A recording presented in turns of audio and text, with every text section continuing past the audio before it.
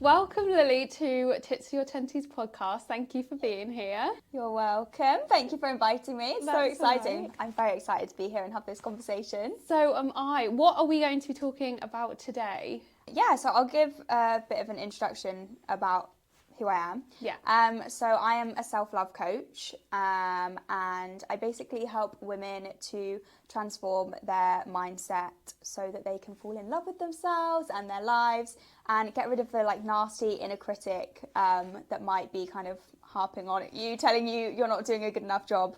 So that's yeah, exactly. I think it can quite naturally happen without us necessarily realising.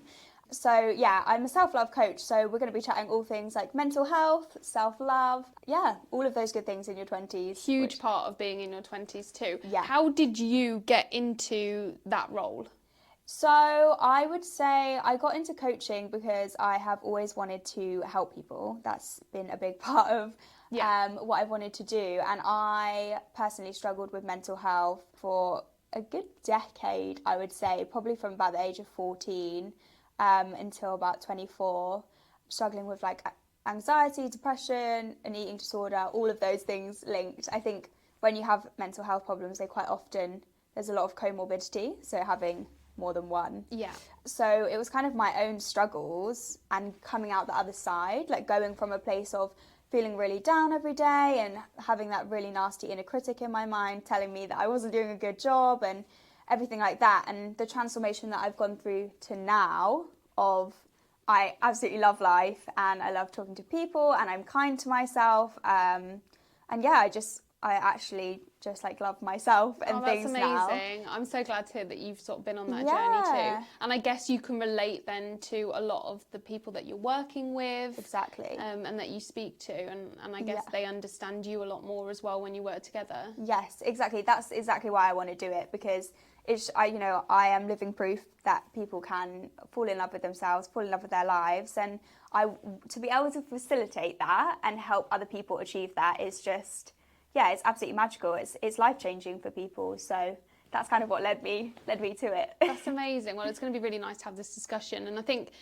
people are becoming more aware of mental health issues as well as how we can be kinder to ourselves. What do you think some of the reasons as to why people are becoming more aware of that and reaching out for help? I think mental health, obviously the numbers show, especially since COVID, the numbers have skyrocketed of people struggling with mental health. Absolutely. So I think just the sheer number of people who are struggling, that's why it's spoken about more, because there are so many more people struggling.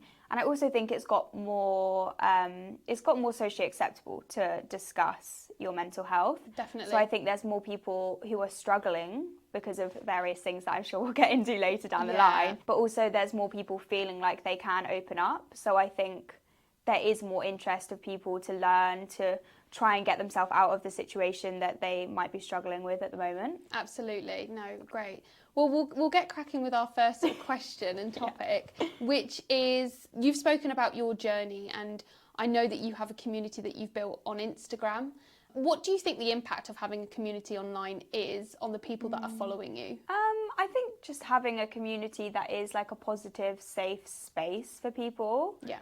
It's empowering for them to see kindness and light and love and that positivity in a world that there is a lot of negativity in the news and things. So I think having a safe place where you do have people who are very much aligned with self-love and looking after yourself, I just think it's very important for people in terms of feeling a sense of belonging, feeling less alone, because Absolutely. They feel heard and seen, that I'm not the only one going through this. 100%. And yeah, it is possible to love myself. So I think it's kind of a lot of different things. It's community, it's empowerment, it's positivity and what can be quite a negative kind of world. So one of the things that I've spoken about before, and I think is so prominent that people don't understand, is that they have the power to create their own community, whether that's the people that you hang around with in your daily life, your friends and your family, but also the community that you have online with so many people on TikTok, Instagram, Facebook. you're not being forced to follow anybody. You're not being forced to like anybody's post.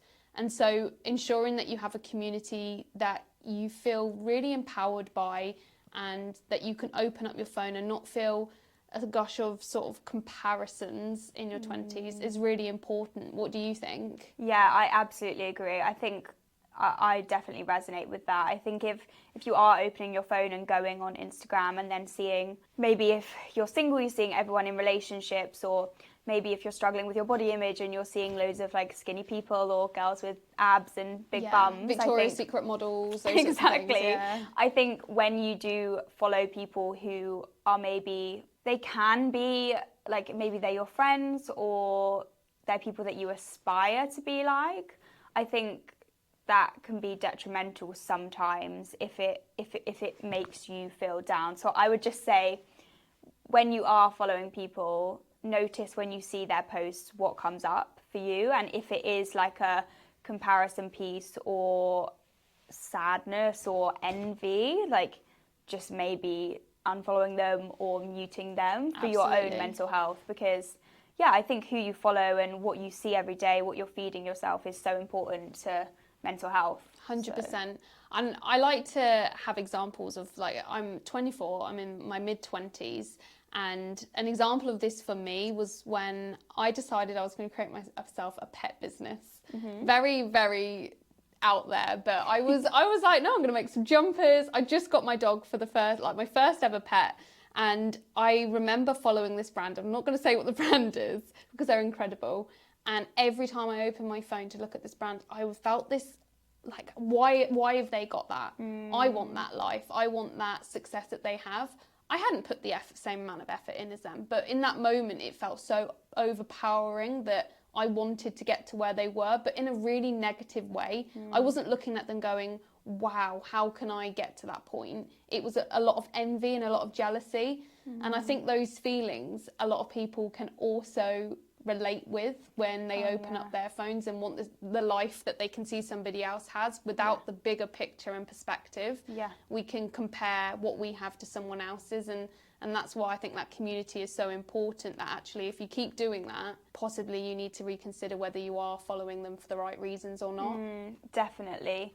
I think the only other thing I would say is, like, I sometimes try and, obviously it depends what the posts are, if they are just bringing you down, but if someone is showing you a life that maybe makes you feel envious, like they're going on holidays all the time, what I try to do is, like, view it as inspiration, of like proof I can do it too. Like, if I'm seeing someone else achieve those things, like, that is entirely possible for me as well, and trying to use it as inspiration rather than like, you're not good enough and whatever else, like, negative thoughts might come up. Trying to like flip it on its head and be like, actually this is just showing me what is important, what I want to do with my life, and the fact that I can absolutely get there too. 100%. So, I really like that. So when we're on sort of socials, this feeds into my next question, which is all around sort of the pressures. So what pressures do you think that we have in our 20s that will impact how kind we are to ourselves and our general mental health? I think your 20s is just like full of pressure. I think it's difficult because everyone is at such different stages. There are people who are like traveling the world, or there are people who have just bought a house and have a mortgage, or people who are in a relationship, getting engaged, getting married, having babies. Like, there is such a big spectrum of what is going on. So I think there is pressure to almost have it all. Like, if you see someone having a baby, you're like, oh, like, maybe I should be having a baby now because I'm the same age as them, or someone else has got engaged, like, I'm not even in a relationship. It's the pressure of, you know, I should be doing well in my career, I should be in a relationship, I should be like thinking about having kids, but then you should also be wanting to travel the world and like living your best single life.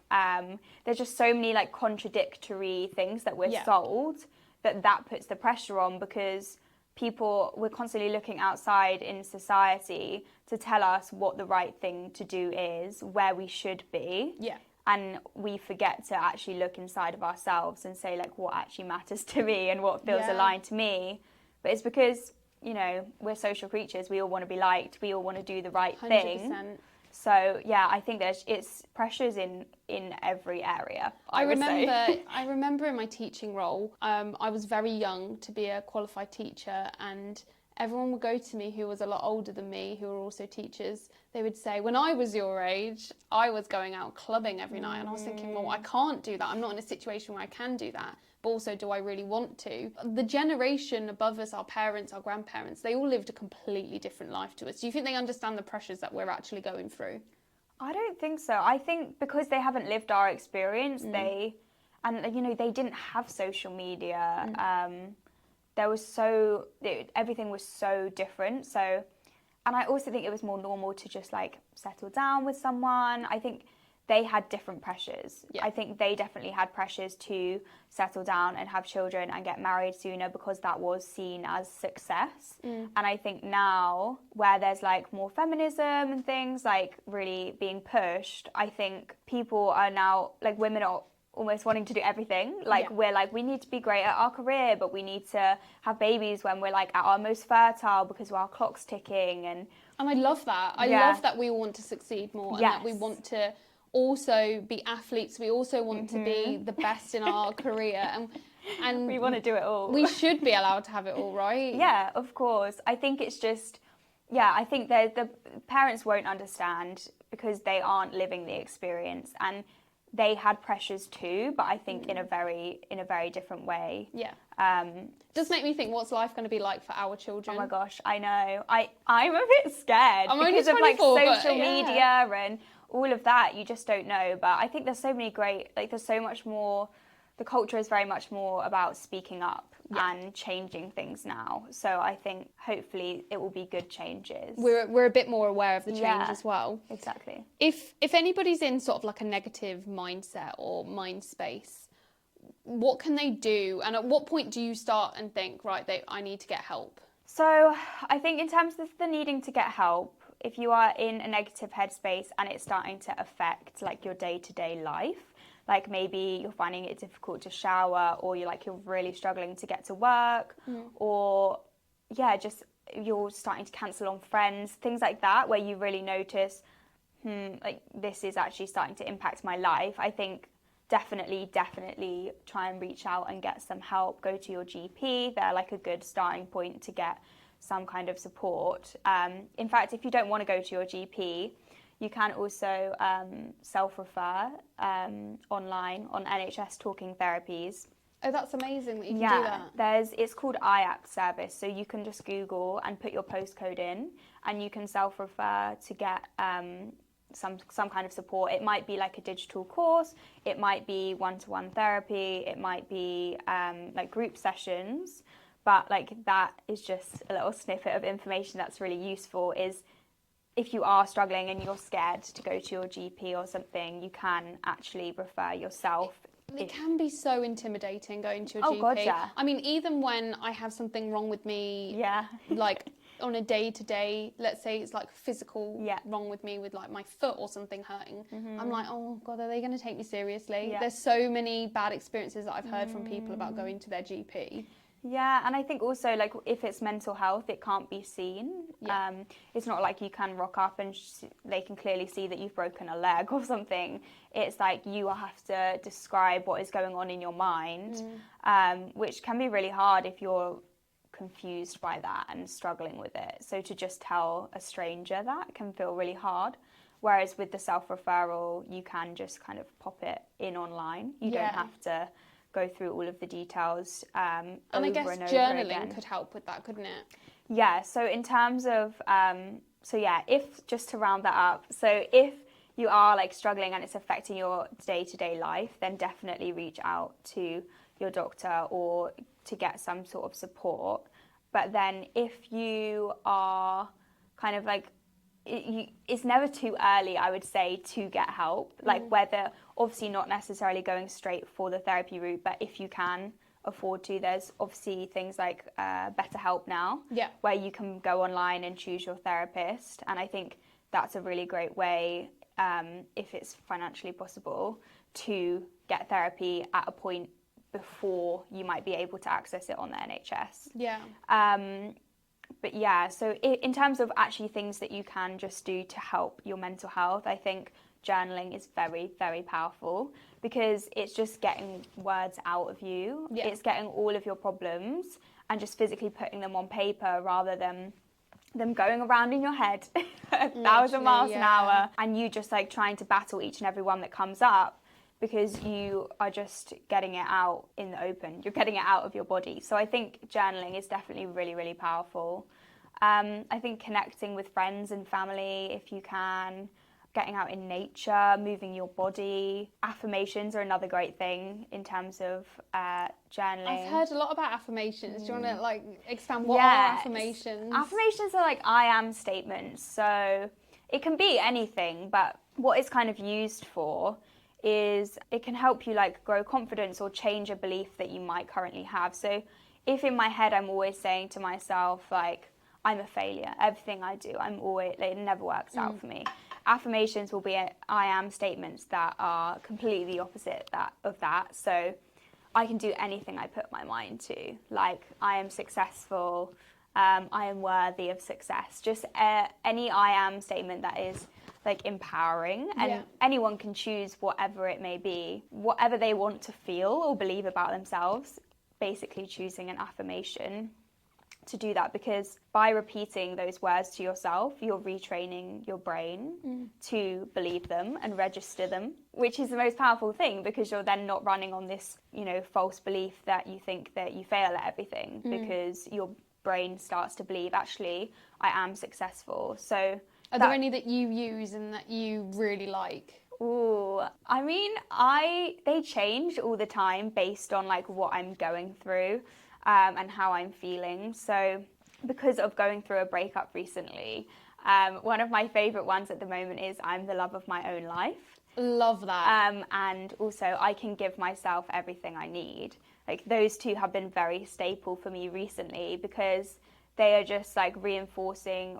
I think, you know, society and things can tell you someone else is your other half, or like just talking all the time about finding your soulmate, finding the love of your life. And by saying those affirmations, it's like completely taking back my power and saying, you know, actually, I am always going to love myself first. Like I am the greatest love of my life. And yes, I will find someone else who I absolutely adore and love, and probably would consider as like the love of my life, but having that relationship with yourself first, and then the giving yourself everything you need, it's exactly the same, like taking back your power.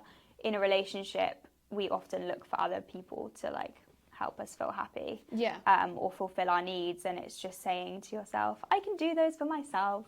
So those are the ways that I've been retraining my brain and using affirmations for my own mental health. Love that. So. And I think heartbreak is something that so many people go through in their 20s. Oh my God, yeah. Whether that's like the extreme highs of finding someone that you really like, and then you've got the lows of that heartbreak.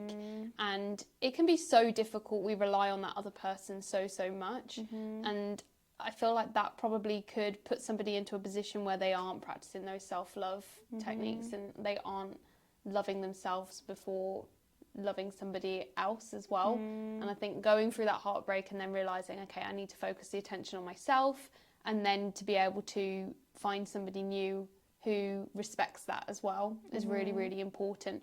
Especially when you've got into a relationship when you're quite young, just out of school, you're still relying on a lot of people, and then you end up relying on the person that you're with to make you happy before you making yourself happy. So I think it's really important, and definitely very amped being in your 20s, the sort of heartbreak and how difficult it can be.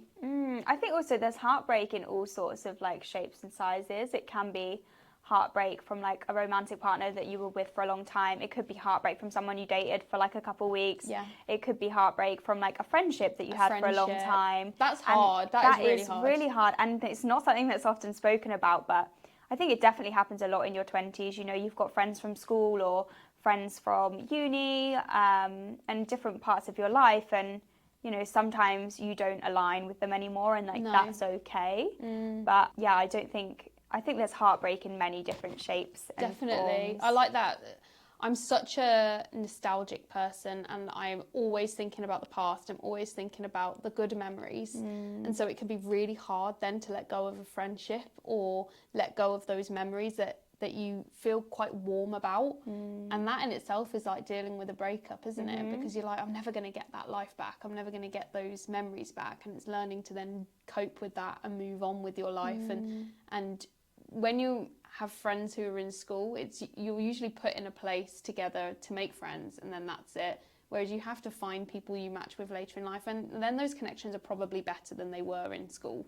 Well, you change so much from when you were in school. Like the person you were in school versus the person you are in your 20s is very different. So it's quite, I would like to say, like, it's very normal to drift away from people. It's very normal to lose contact with people, feel like you don't connect with them so well. And that's no issue on you. Like, it's not a fault with you. It's just people do grow apart because everyone's working out who they are. Absolutely. And it's fine if you don't align with people anymore, and just trying not to internalize it as if there's something wrong with you. It's just we're all growing and learning and changing, and sometimes that means drifting apart from some people. As hard as it can be. We touched on a minute ago about therapy.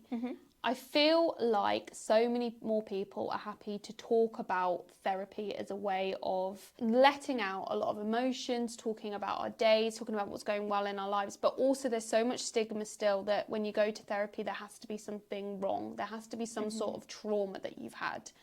How can we overcome that stigma, and what's your opinion on therapy? I think everyone should have therapy.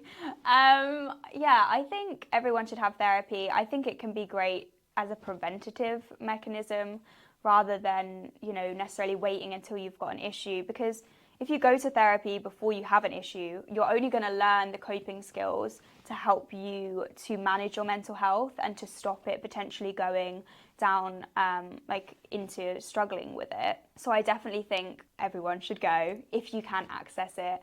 And it is very powerful. It's not as scary as you might think. I think we have a lot more power now to choose. Obviously I said earlier about BetterHelp. You can choose someone who you feel is less scary, like who you resonate with more maybe. But I think just removing the stigma of you have to wait until you're ill, or it is for people who are really, really struggling. Like on the I'm not ill enough piece, I think it's open and available to anyone, and it can be helpful for anyone as well. You really don't have to be struggling, because even just having someone to talk to, or like I said, learning coping skills so that in the future you don't necessarily struggle where you might do, because things pop up for all of us. Absolutely. Like life is not linear and it's not always simple. There's always going to be harder times, and therapy might just help you to manage those in a better way. I think just reminding yourself that you're doing it for your best interests, and it's like a loving and caring thing for yourself. And what other people think is not important. If it's something you feel called to, then absolutely reach out and go and find that. Reminding yourself, if people have a problem with it, like that's their own perception. Exactly. It's their own, it's what they've been told or sold about therapy. They might not understand it properly. So just reminding yourself, like, you know what is best for you, and like, you know the mental space that you're in. No one else can tell you what is the right thing to do, what's the wrong thing to do. No one can shame you for essentially choosing to look after yourself. If anything, that is something to hugely celebrate. And if someone is shaming you for that or making you feel bad for it, then I would just say, don't listen, block them out, because you know best. I think that's really, really important as well, just talking about other people's opinions on things. I personally have been on my own journey over the last year and a half, possibly, of a lot more self-awareness and self-development. And along my sort of journey that I've been on, I noticed a lot of people weren't as happy for me as I thought that they would be. And I guess that's the same for somebody who's looking to dive into some self-love and looking at different techniques. People aren't going to be happy for you along the way. Not everybody has your best interest at heart, and being able to understand that you're not doing it for other people, you're doing it for yourself is so important too. Going on that journey is hard, and you might change your priorities, you might change what you like and dislike, and the people in your life that care for you and who you want around hopefully they'll respect that too, and then that's where you possibly need to decide, going back to community, who you have in your life and who you don't. And it's a hard reality, actually, that one. I found that really difficult. It really is. I've definitely drifted from friends just purely based on the fact that I really sat down with myself and I try and look at, you know, does someone celebrate my achievements? Are they supporting me? When I spent time with them, when I walk away, how do I feel? Like, do I feel happy and excited and like warm and fuzzy and all fulfilled, or do I actually feel drained and like sad, or just like I've got a bit of a knot in my stomach? Because the 5 people, they say like the 5 people you surround yourself with the most are the ones that you're like made up of. Oh, so I like that. It's like, it's very powerful who you choose to have around, and everyone is deserving of love and support and community, to feel safe, you know, to share things and not be judged. So I would just say, yeah, absolutely, who you surround yourself by is so important. And if someone isn't supporting you, if they are making you feel rubbish, then maybe trying to implement some kind of distance there, or maybe choosing to share those things with other people who do celebrate with you. So you definitely shouldn't let that stop you from starting your journey. Absolutely. And I don't think not. there's an age where you should start. Some people might have the realization, right, I want to make a difference now, and others might do it at 29 years old. They might do it in their 30s, and that's absolutely fine. Don't force yourself to make a jump that you're uncomfortable with. And I've shared over the past couple of weeks how I've been on a bit of a lower alcohol journey myself, and I've been looking into possible ways of which I could limit my alcohol intake. And I know a couple of people have sort of raised an eyebrow at that and gone, oh, like, that's a bit boring. And it made me think, oh, maybe I shouldn't do it. Yeah. But I think that's the worst way that you can let somebody influence your life when you're trying to make a positive change. Yes. Yeah, I would say sometimes you making positive changes can trigger something inside someone else. So you making a positive change, or you starting a business, can trigger someone else because it's triggering inside of them, like, that's something I want to, but I'm scared to not kind in a of go position there. where I can, or I don't feel like I can do it. And I just think it is important to really notice that, rather than stop yourself from making that next step.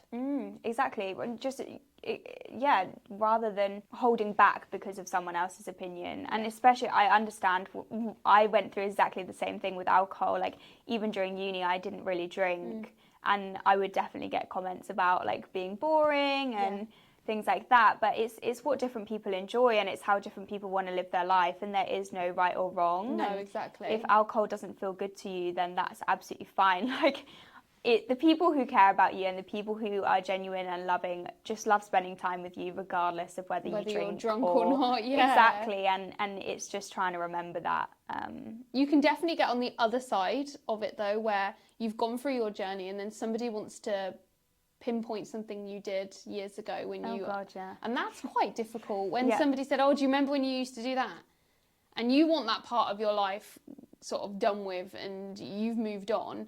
And it's learning to go, okay, that's what I did before, and that's who I was as a person, and I've evolved and I've developed to who I am now, and not letting that affect you as well. Yeah. Because some of the things we do are embarrassing, and I know that I've spoken before about cancel culture. What we've done in the past shouldn't define who we are now. No. We should grow and learn from it. Exactly, and especially when you're in your 20s, like who you were when you were like 17, 18, and then who you are going to be in your early 20s, in your mid 20s, in your late 20s, they're all going to be different people, and they're all going to like different things, because you do learn and you do grow, and that's normal, and you can't be judged for something that you did 10 years ago. You know, oh, you used to get really drunk at parties and now you don't drink at all. And 100%, it's like, because I've taken a step back and I've realised alcohol doesn't make me feel good. Yeah. And so that's a decision that I've made for myself. It's not like I've lost who I am. Like, I'm finding out who I am, if anything. We're on a constant journey. There isn't an age that you go, at 19, you are who you are for the rest of your life. It is okay to go on that journey. It's okay to find who you are and practice that self-love every single day. Why shouldn't you love yourself? Why shouldn't you do things that enable you to love yourself more? It's yeah, it can be quite sad when you can see someone who wants to go on that journey. But like you said, there's so many different routes that you can go down to help yourself, whether that is just starting with some journaling or going and getting help from somebody else or talking to a friend or family that can help to ease you into that next step to get to where you want to be. Yeah, I know we touched on social media being a negative thing. Well, we've kind of spoken about it being both, but I also think if you're struggling, a good place to start is finding people on social media that do bring positivity and light and are kind of resonating. Maybe they've been through what you're going through now, and using that as like light and hope. And yeah, you can definitely use that almost as help. And online, there's a lot of self-help things as well. 100%. So there are so many things out there that you can do to look after your mental health, whether that is reaching out to a therapist or starting journaling. Yeah. It's just on really social broad. media, something that I've noticed more and more is how authentic people are becoming. So it was a big thing of, yes, a lot of people do only share the highlight reels, but what I've liked to see is people sharing the lows, people sharing when they are crying, when they are in a really sort of negative space and how they've overcome that as well. I think that's been quite nice to see because we are all human, and that person that you follow will still have bad days, will still have boring days, will still be unproductive. Yes. And our imaginations can go wild sometimes, imagining them on the pedestal of positivity 100% of the time, when actually they do have the bad times. So that's been quite nice to see. Yeah, definitely. I think even in like the role that I'm in, I am obviously a self-love coach. That doesn't mean every single day for me is happy and great. You know, there's always going to be down days for every single one of us, because we're human, and that's part of it. And if you didn't experience like the downs, you would never be able to really fully experience the happiness, because happiness would basically be neutral. So it's like everyone is experiencing like the human experience. We're all going through tough times sometimes. We all have happy times, and it is good to have people show, you know, they're in their dressing gown at 11 a.m. or like whatever, with no makeup because they've been like, they didn't sleep last night. Just that realistic insight into what actually goes on, because yes, maybe they post an influencer picture where they've got all their makeup and their hair done, it took them 5 hours to get ready for it, and 1,000 photos, but also they are a human who pops to the shop in their pajamas to get a coffee or whatever it is. Exactly. And I think it's quite nice as well. Something that I have been really diving into is that self-awareness, so that in the evening I can go, yeah, that was a bad day. So I'm not ignoring it. I'm going, I know today was challenging, but what am I going to do differently tomorrow to try and make it a bit better? And something I've been sharing as well is a massive skin journey I've been going on, and I'm very open with it on my social media. I'm not going to hide who I am and what I'm going through at the moment, because that's real. And it's like those two things coming together to go, okay, I'm going to be real on a day-to-day basis to help other people, to help myself, to love myself, and continue to reflect on that so that I can grow as a person every day as well. Because there was a point where I wouldn't show my skin on social media. There was a point where I felt embarrassed and people would judge me. And over time, like practicing that self-awareness, I thought, who's this helping? It's not helping me, because I'm just getting more and more embarrassed. And it's not helping others because they think that my skin is perfect all the time, or they might think the wrong thing. I think being authentic as well is so freeing for yourself, because it removes, like, shame obviously is a really, like, it can feel like a really horrible emotion, because it's like hiding, feeling like you are a bad person basically. Absolutely. And when you are just open and honest and you say those things and you are who you are, that is so much more empowering, and it helps you to be so much more accepting of yourself and self-loving. And by doing that and showing that, you are showing other people like it is okay to love yourself, and that is like the best message that you can send, I think. I agree. I love that. Stress and burnout. Burnout I have spoken about quite a bit, and I relate burnout a lot to work, but we can relate burnout in so many different ways. But how does stress and burnout affect us and our self-love and our mental health? I think, stress and burnout are just very, like, I guess they are like mental health issues in a way, obviously not in terms of like a diagnosis as such, but being really stressed and being really burnt out, you're going to feel exhausted and very overwhelmed. And like your mental health essentially is just like, what are your thoughts and your actions, like what's going on in your mind. And when you're stressed and you're overwhelmed and you're burnt out, obviously it's not going to be very nice in your head, because you're thinking, I need to do that, I need to do this, I need to do this, I need to do this. And there's so many things on your mind. So I think they're so interlinked, the two, like. So what sort of burnout. symptoms and things could you recognise to go, okay, I need to take a step back and look for this, and that maybe might help me to understand that I'm burnt out and I need to make a change? I think like exhaustion, just feeling so tired. Yeah. Like just tired. Even to if you do haven't anything. done Yes. maybe that much. Exactly. Like even if it's just, even if all you've done is like gone to the office that day and driven home, like what you just feeling absolutely burnt out. Like I can't do anything else. Yeah. And I also think just like the overwhelm in your mind of being like sending you 1,000 things at once. Yeah. And sometimes it can feel like a physical like anxiety in your body, where because you're just so switched on all of the time, because you're like, I need to do this. You've just constantly got that like to-do list and like, I don't know, like a soldier in your brain being like, you need to do this, this and this. So I think those would be the main symptoms, is just like extreme tiredness and overwhelm mentally. One of the things that I never knew related to burnout was illness. I found my immunity when I was in my teaching role was extremely low. I mean, I was around children, which a lot of them carry germs, but burnout, I was constantly ill. I was picking up bugs. My immunity was really low. I wasn't looking after myself with nutrients that I needed, and so if you're somebody possibly that is getting ill quite a lot, that might be something to look into, to think, okay, is this because I'm not looking after myself and I've got burnout from that? Definitely. I think, well, when you have like high levels of stress hormone in your body for a long period of time, it does affect your immune system. So absolutely, if you're getting ill all of the time, then and you're constantly in fight or flight. Exactly, and your body just constantly feels like it's firefighting. So that's why you get ill a lot, because your body is just like, I can't cope with this. Like there's too much going on. I've seen it as well, where some people have got the dream job. It's what they've always wanted. You know, you think about it in London in one of the high offices, and it looks beautiful. It's everything that they thought they wanted, and then they get into that role and they have burnout. And it's being able to identify that, and it's being able to say, okay, this wasn't for me, and that's okay. That the one path that you thought that you were going down that has led you to maybe a negative space, it's okay to then choose something else, isn't it? Yeah, absolutely. I think you never know what something is going to be like until you've done it.